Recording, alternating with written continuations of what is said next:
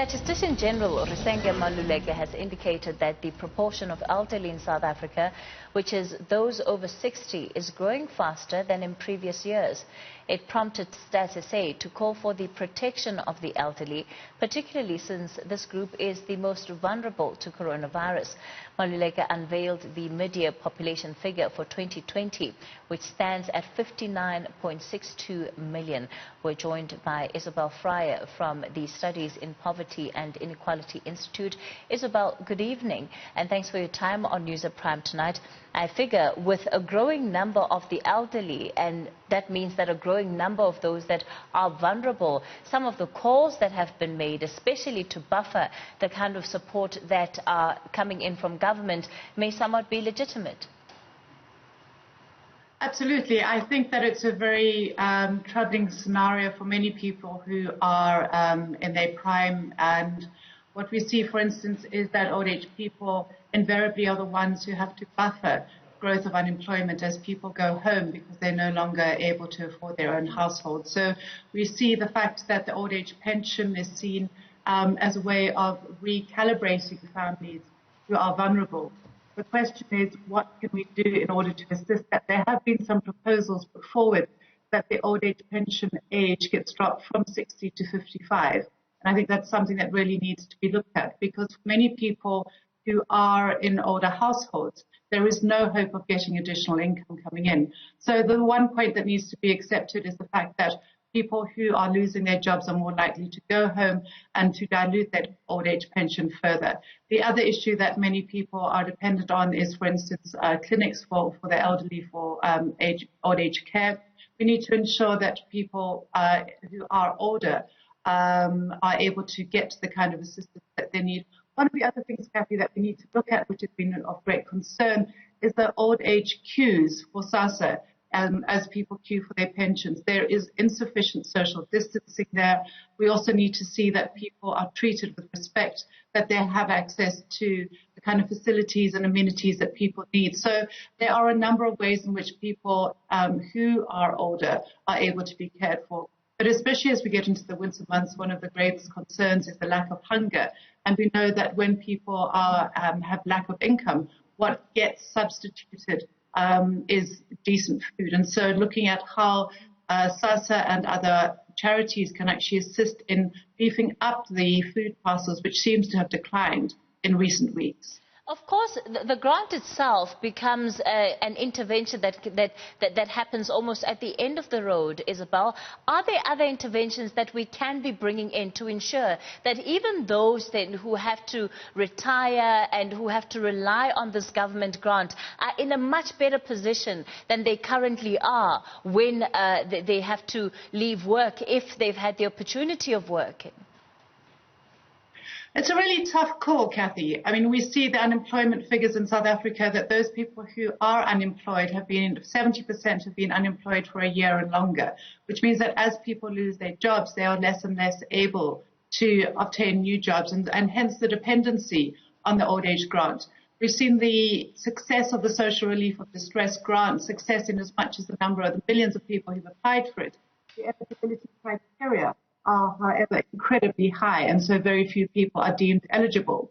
We've seen that, for instance, women who are caregivers are automatically disqualified. So a number of people have called for the state to look at alternative forms of income, for instance, making permanent social relief of distress grants, making it available to more people, and, of course, also extending the unemployment insurance fund. So we have a problem in our old age system, which is that there's a missing middle.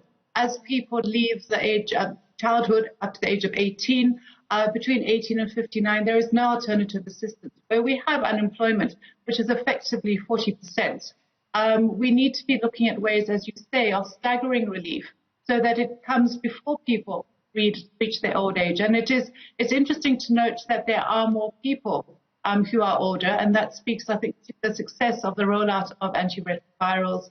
It also speaks to the better living conditions that have been received by many people since 1994, and yet we're now in the crisis, and the crisis is exposing the fault lines, which is that we have no assistance for people who are vulnerable and who are not in the employment market. Isobel, I want us to touch on this report, the Child Poverty in South Africa report. I mean, some of the figures out of that have also just been, you know, heartbreaking and just unbelievable on some level. 6 out of 10 children identified as multidimensionally poor in this country, and that looks at issues of health, of housing, of nutrition, protection, information, water and sanitation. It's not a good state for a whole generation of people who are being raised in a democratic South Africa and yet seemingly have such little access to the rights that are enshrined to them in our Constitution. Cathy, that's a very good point. Before 1994, many people talked about the lost generation of people who were involved in fighting for freedom, and everybody was convinced that the next generation would have completely different experiences and expectations. And yet, despite the Constitution, Section 28 of the Constitution that guarantees the right of children, what we're seeing is an increasing number of people, of children, falling into hunger and into destitution.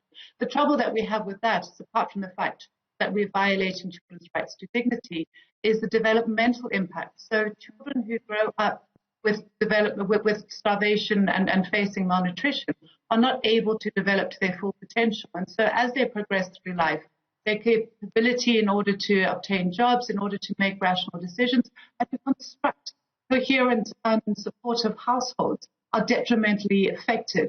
And so what we're doing is we're casting a doom spell for ourselves going forward because we're not taking care of children's needs right now. In order to do so, however, you need to look at the household. You need to look at securing the household.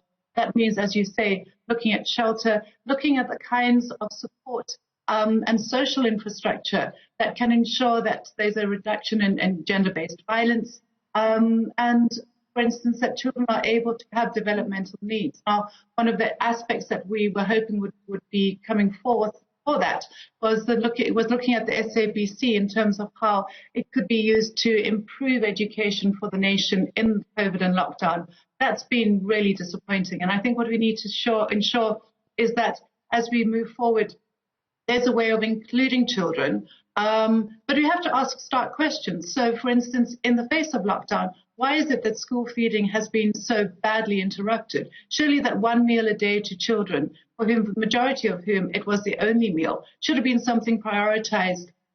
Whether you bag and grab, there are a number of ways in which you could decentralize the distribution of food. And that's still ongoing. So, Cathy, I think there are some really stark questions that need to be asked of people who have the ability to make the answers, and that really is cabinet ministers.